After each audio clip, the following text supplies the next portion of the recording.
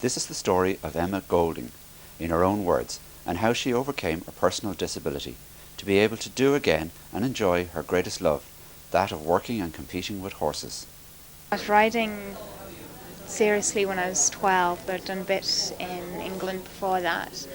And as I got more into it, I started working in the stables and at the weekends, and then working in a livery yard in Malahide, and did that over a few summers and that. And then before I went to college, just after I left school, had a horse on long-term lease. Then, 6 weeks into the equestrian course, Emma had a serious riding accident, leaving her with a broken back. Was she angry? I saw it as just another riding injury. I wasn't angry at all. Someone with the kind of injury I have. It was just lots of physiotherapy and just learning how to live, day to day. No, I don't really see myself as disabled. If I want to do something, I'll do it. People who don't have the thing for horses that, some people do, you either do or you don't. Well, I started off about 6 months after the accident. I felt ready to get back on a horse physically. Mentally, I was ready from, the week after. Physically, it was about 6 months. So we got in contact with Riding for the Disabled, and I started going to lessons with them in Step Aside, and just carried on. Obviously can do less because of the balance. That's the main thing that's affected it. But now the horse is walking and my balance is fine. I can do that. Trotting challenges it quite a bit. So I was doing that for a couple of years, and then someone I met through that asked me if I would be interested in trying out carriage driving.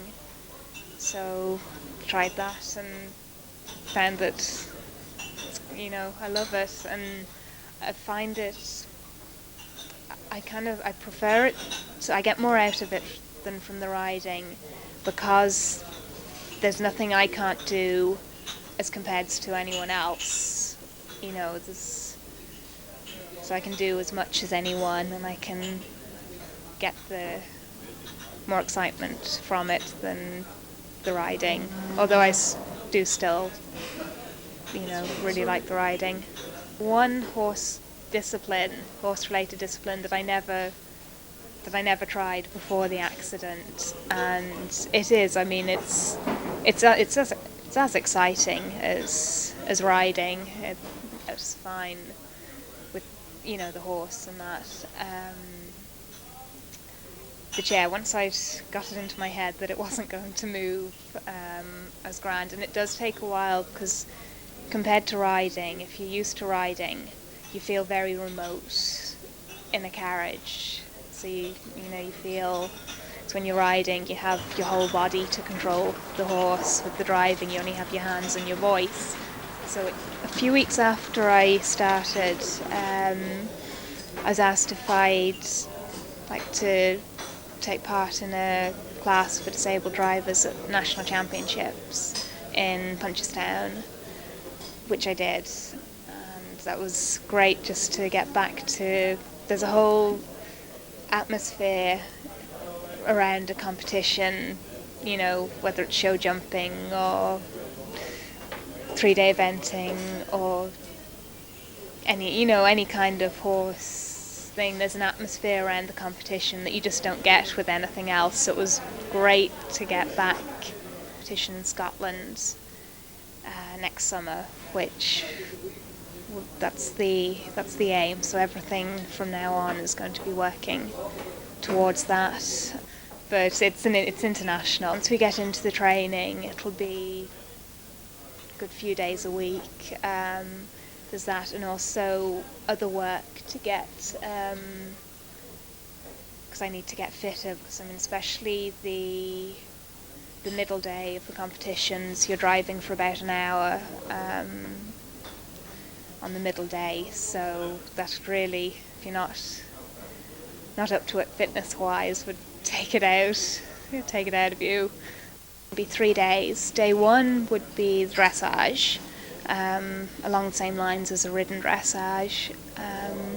Day 2 then is slightly different, what's called the marathon, which is quite long. As far as I know, it's most of them are at least over 12 kilometres long. And then day 3 is cones, which are laid out in a course, and same as show jumping, get round in the quickest time with the least amount of faults. And for Emma, what is the pinnacle of horse driving? The top thing for anyone doing any sports would be the Olympics.